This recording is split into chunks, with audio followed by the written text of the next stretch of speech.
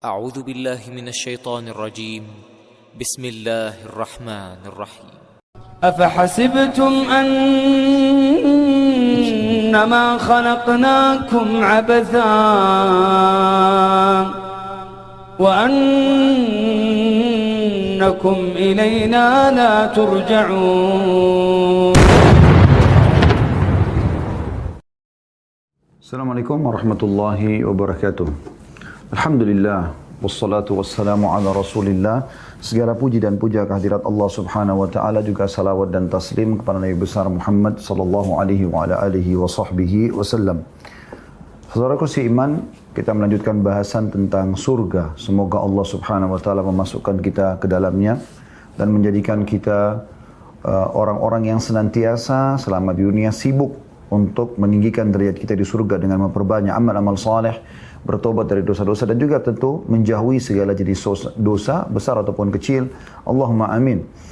Dan kita teman-teman sekalian kalau membahas surga bukan bahasan hanya sekali saja, dan saya berharap teman-teman yang mengikuti acara ini bukan hanya setiap Senin sekali Anda coba mengikuti tentang surga, sehingga mungkin bisa saja bahasan pekan lalu atau 2 pekan lalu atau 3 pekan lalu atau beberapa pekan yang lalu Anda sudah lupakan.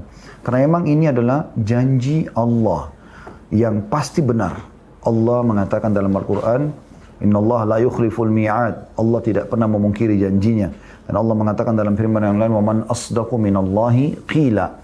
Dan siapa yang lebih jujur daripada Allah, atau siapa yang lebih jujur ya, dalam perkataan daripada Allah. Dan ini teman-teman sekalian harus kita fahami baik-baik, bahwasanya apa yang Allah janjikan ini pasti benar terjadi. Ini bukan hanya sekedar dongeng.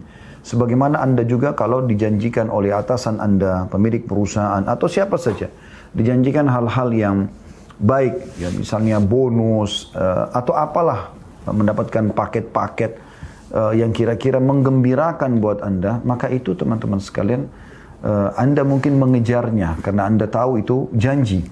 Padahal sebenarnya bisa saja manusia memungkiri, tapi Allah subhanahu wa ta'ala tidak akan pungkiri janjinya. Kita sudah membahas pada pertemuan yang lalu tentang mata air dan telaga-telaga surga. Begitu juga kita sudah membahas tentang telaga Nabi Muhammad sallallahu alaihi wa ala alihi wa sahbihi wasallam. Semoga kita insyaAllah termasuk orang yang minum dari tangan sucinya beliau sallallahu alaihi wasallam di telaganya Haud di mahsyar, dan juga di Kautsar di surga dengan izin Allah. Allahumma amin. Dan kita akan masuk insyaAllah pada sore ini lanjutan bab kita. Lebih dalam lagi membahas surga di bab ke-13, masalah pepohonan surga. Teman-teman sekalian, Anda pasti tidak asing lagi dengan taman, ya. Umumnya rumah-rumah ada taman di belakang, di depan, ya. Dan makin besar dan luas taman tersebut, makin variasi tumbuh-tumbuhannya, makin rapi tertata, maka makin nyaman untuk dipandang, makin nyaman untuk duduk bersantai di situ, dan juga mungkin makin besar nilainya rumah itu, ya, secara komersial, ya, karena ada taman yang luas, ya, orang leluasa untuk duduk di sana bersantai dengan keluarga ataupun anak-anak bermain, ya. Anda leluasa bagi pecinta tanaman untuk menanam pohon ini, pohon itu. Semua ini teman-teman sekalian adalah hal yang luar biasa yang sebenarnya secara nyata kita bisa saksikan dalam atau di depan mata kita. Maka surga pun Allah subhanahu wa ta'ala hiasi dengan pepohonan. Tetapi ini pepohonan yang luar biasa, teman-teman. Bukan seperti yang Anda bayangkan pepohonan Anda di dunia, tapi pepohonan yang luar biasa.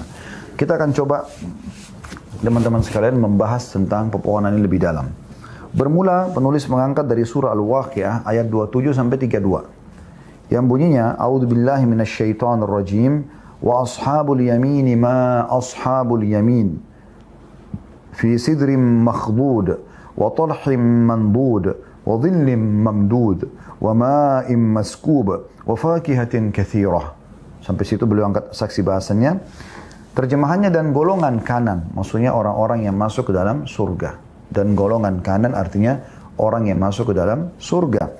Para orang-orang yang menerima buku mereka dengan tangan kanan. Alangkah bahagianya golongan kanan itu. Jadi Allah subhanahu wa ta'ala gambarkan bahagianya mereka. Kenapa mereka bahagia, teman-teman sekalian? Karena memang mereka masuk ke dalam surga. Allah mengatakan mereka berada di antara pohon bidara yang tidak berduri. Kalau Anda belum pernah tahu pohon bidara umumnya batangnya berduri, ya. Tapi nanti di sana ada buah pohon bidara dan ada buahnya tapi tidak ada durinya lagi. Dan pohon pisang yang bersusun-susun buahnya. Umumnya kita tahu pisang bersusun-susun di tangkainya gitu kan. Dan naungan terbentang luas. Dan air yang tercurah, juga buah-buahan yang banyak. Nah, jadi ini sudah berkumpul semuanya, sumber kemakmuran di taman ya. Mereka dapat buah bidara dari pohon yang tidak berduri, yang mudah dipetik buahnya. Pohon pisang yang bersusun-susun buahnya, kemudian naungan yang terbentang luas, artinya pohon-pohon tersebut sangat besar sehingga orang bisa bernaung di bawahnya dengan jarak sekian, bahkan disebutkan, nanti kita akan sebutkan hadisnya, bisa ratusan tahun. Begitu juga dengan air yang terus tercurah, bukan hujan, tapi ada mata air di sekitar pohon-pohon tersebut yang setiap saat ahli surga bisa menikmati sejuknya air tersebut, apakah minum ataupun ya menggunakan untuk kebutuhan yang lainnya ya. Nah, mungkin hanya sekedar menyegarkan tangan atau kaki, mengusap wajah dan seterusnya, itu semua termasuk ya keindahan yang luar biasa. Dan kalau ada kebun, tanamannya subur, ada air mengalir, itu sudah sangat luar biasa gitu. Dan buah-buahan yang banyak. Berbuah, makna banyak adalah setiap dipetik akan selalu tumbuh buah yang baru. Nah, ini makna daripada ayat ini. Ini gambaran pertama tentang masalah pepohonan di surga. Kemudian diangkat dalil yang kedua oleh penulis adalah surah Ar-Rahman ayat 46 sampai 47. Allah SWT berfirman, A'udzubillahi minasyaitonirrajim, wa liman khafa maqama rabbih jannatan, fabi'ayyi ala'i rabbikuma tukadziban.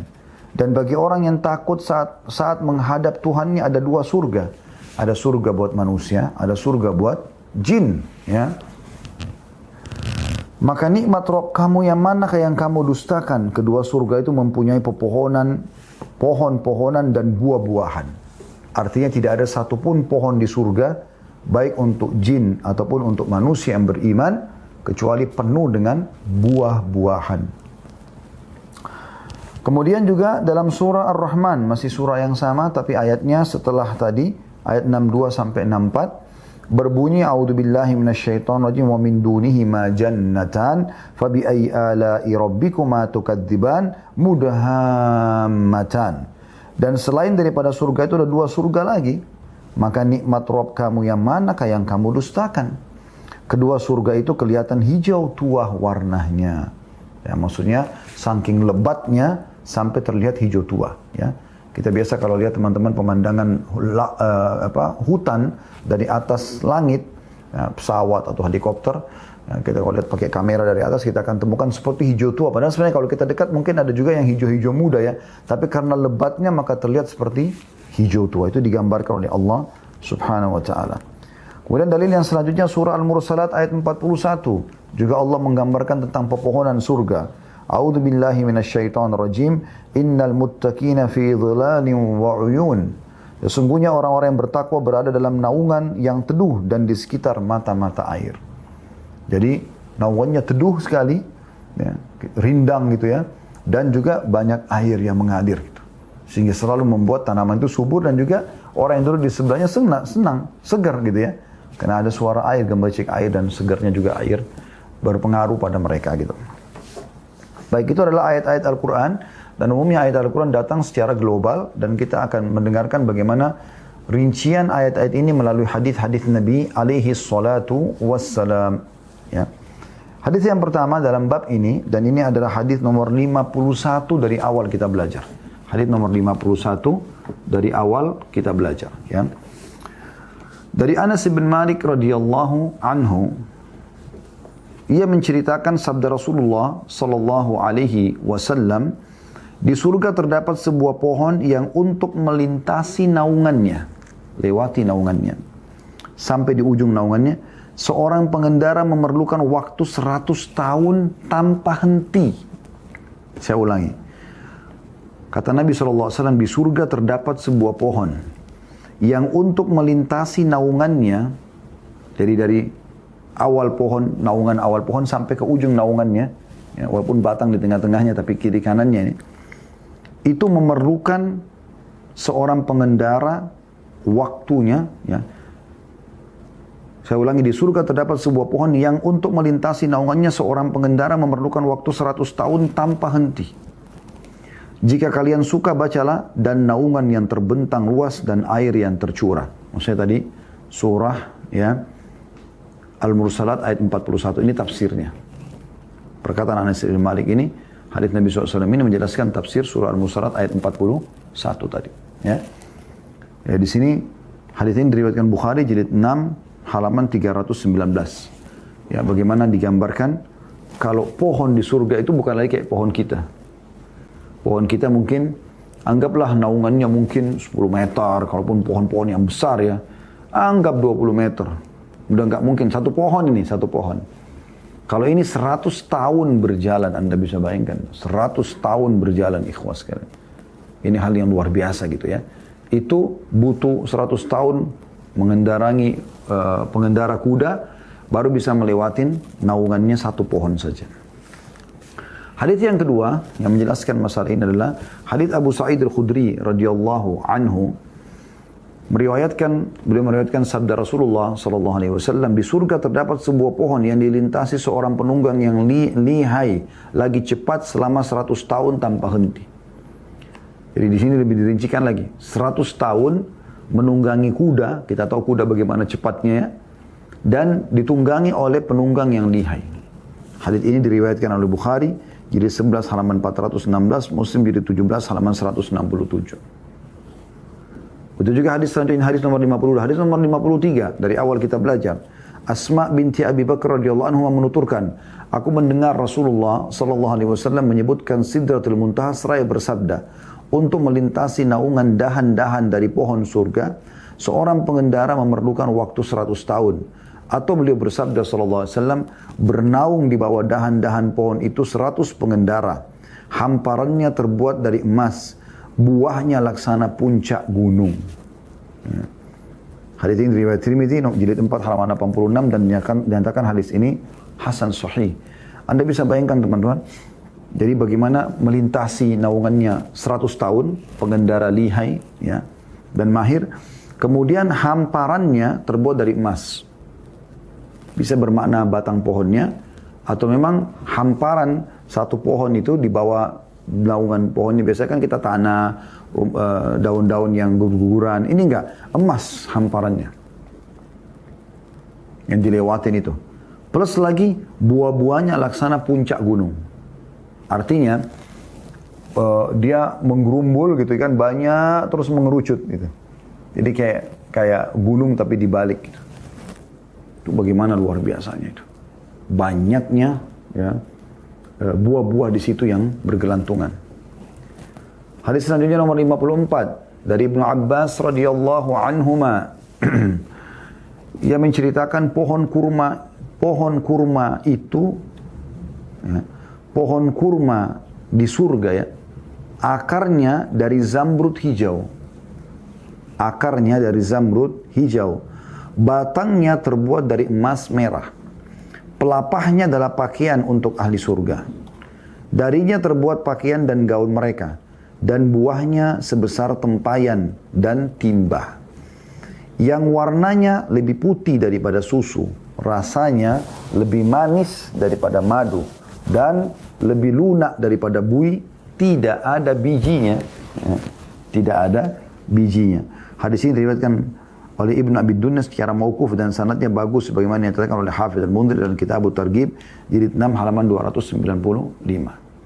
Ini luar biasa teman-teman sekalian. Saya ulangi lagi, kalau Ibnu Abbas radhiyallahu anhu menceritakan, perhatikan baik-baik ciri surga yang Anda dijanjikan, dan demi Allah ini benar. Anda akan dapatkan selama Anda patuh. Resepnya cuma patuh. Taati Allah, kerjakan perintah yang wajib dan yang sunnah. Nikmati yang halal, dan halal lebih baik daripada yang haram, dan jauhi yang haram juga yang dilarang. Udah. Selesai. Anda meninggal masuk di sini. Ini janji nggak mungkin salah. Pohon kurma surga itu akarnya dari zamrud warna hijau. Di mana di dunia ada pohon akarnya zamrud? Nggak mungkin. Zamrud itu permata yang paling mahal, sangat mahal. Tapi di surga pohonnya itu akarnya itu zamrud. Tidak cukup di situ. Kan kalau secara rasional, kalau zamrud akarnya berarti pohonnya juga akarnya berarti dahannya juga, batangnya dan dahannya juga kan zamrud. Ini enggak. Apa kata Ibnu Abbas? Batangnya terbuat dari emas merah. Jadi akarnya zamrud, batangnya merah. Emas merah. Pelapahnya adalah pakaian untuk ahli surga. Jadi kan tidak mungkin teman-teman kalau pelapa kayak pohon di dunia ini, pohon kurma di dunia, jadikan pakaian. Itu kan mungkin agak rapuh atau mungkin tidak sepertilah kalau memang dibuat dari kain ya, dari wool atau dari benang. Tapi subhanallah di surga saking sempurnanya pelapa kurma sampai bisa dijadikan baju. Ya, bagaimana indahnya itu. Darinya terbuat pakaian dan gaun mereka. Dan buahnya sebesar tempayan dan timba. Anda bayangkan tempayan yang bisa orang makan sampai belasan orang, yang biasa dikatakan tempayan. Jadi kalau wajan mungkin masih lebih kecil, ini tempayan yang besar sekali, yang banyak orang bisa makan di situ. Itu seperti itu besarnya, buahnya satu. Atau seperti timba yang sangat besar gitu. Warnanya lebih putih daripada susu. Di mana teman-teman dapat kurma, warnanya putih. Lebih putih dari susu. Kita kan rata-rata mungkin hijau kalau masih mentah, mulai pindah kuning, kemudian merah, kemudian baru coklat, kemudian hitam ya. Seperti itulah. Nggak ada warna putih. Ini buahnya kita saksikan nanti buahnya warna putih. Batang pohonnya emas merah. Akarnya zamrud warna hijau. Kemudian dikatakan dan dia lebih manis daripada madu. Rasanya lebih manis daripada madu. Tidak akan pernah ada kurma, walaupun kurma manis tidak ada lebih manis dari madu. Tapi di surga nanti lebih manis daripada madu. Dan lebih lunak daripada bui. Bui kan, ya Anda lihat busa-busa yang di laut, ya, kalau habis dihampar oleh ombak, kan lembut sekali. Lebih lembut daripada itu. Dan tidak ada bijinya. Nah, ini sulit untuk digambarkan memang. Ya, makanya pada saat Musa alaihissalam menanyakan kepada Allah subhanahu wa ta'ala, ya Allah, siapakah penghuni surga yang paling rendah? Maka Allah subhanahu wa ta'ala menyebutkan tentang keutamaan yang diberikan pada mereka. Seperti raja-raja dunia ya. Kemudian kata Musa alaihissalam, kalau itu orang terendah di surga, bagaimana dengan orang tertingginya? Maka kata Allah subhanahu wa ta'ala, mereka adalah orang-orang yang aku tanamkan kasih sayangku kepadanya. Dan juga mereka akan mendapatkan apa yang belum pernah mata lihat, belum pernah didengar oleh telinga, dan belum pernah terlintas dalam hati manusia. Memang semua di sana tidak mungkin. Anda kalau lihat tidak mungkin Anda pernah lihat di dunia. Seindah apapun pemandangan di dunia yang sudah Allah ciptakan pun, dari pemandangan yang indah, gunung-gunung, lautan, segala macam, tetap di surga akan lebih indah. Dan semua di sana belum pernah Anda lihat. Semua Anda dengar dari suara yang indah di sana, nanti tidak ada teriakan, tidak ada ribut, tidak ada bising, semuanya suara indah belum pernah Anda dengar sebelumnya. Dan semua ada di sana nanti, istananya, tanahnya, dan belum pernah terlintas di hati manusia. Nggak pernah ada di benak kita. Nggak akan pernah ada ide melakukan itu seperti itu di dunia. Selanjutnya hadits nomor 55. Abu Sa'id al-Khudri radhiyallahu anhu menuturkan sabda Rasulullah SAW, sangat mengagumkan sebuah pohon di surga. Tingginya sejauh perjalanan 100 tahun, pakaian ahli surga keluar dari mayangnya. Hadis ini riwayat Ahmad dan dihasankan oleh Al-Albani dalam Sahihul Jami' nomor 5523. Ya. Sungguh mengagumkan pohon di surga. Bagaimana bukan mengagumkan kalau seperti ini teman-teman sekalian. Tingginya perjalanan 100 tahun. Tadi kan naungannya ya, lebarnya 100 tahun. Ini tingginya pun 100 tahun juga. Coba Anda bayangkan. 100 tahun lebar naungannya, 100 tahun tingginya. Bagaimana itu? Artinya kalau ada pohon tinggi 100 meter aja di dunia ini, sudah dianggap tingginya luar biasa gitu. Ya. Bagaimana dengan kalau tingginya 1 bulan, 30 hari orang jalan baru bisa sampai ke ujungnya. Ini 100 tahun baru sampai ke puncaknya. Bagaimana itu? Memang belum pernah terlintas dalam benak manusia. Kemudian hadis selanjutnya nomor 56, masih dalam pohon-pohon surga. Abu Hurairah radhiyallahu anhu meriwayatkan Nabi SAW bersabda, tidak ada satu pohon pun dalam surga kecuali batangnya terbuat dari emas. Hadis ini riwayat Ahmad dan disahihkan oleh Al-Albani dalam Sahihul Jami' nomor 5523. Tidak ada satu pohon pun kecuali batangnya pasti dari emas. Anda bayangkan bagaimana itu? Ya. Emas, tidak mungkin ada pohon di muka bumi dari emas. Tapi tumbuh, berbuah. Kuasa Rahman, kuasa Allah yang Maha Pengasih. Hadis nomor 57. Abdullah bin Amr bin As radhiyallahu anhu meriwayatkan sabda Nabi SAW, induk aroma surga adalah belas kasih. Hadis ini riwayat At-Tabarani dalam Al-Kabir dan disahihkan oleh Al-Albani dalam Sahih atau silsilah hadis Sahih nomor jilid 3 halaman 407.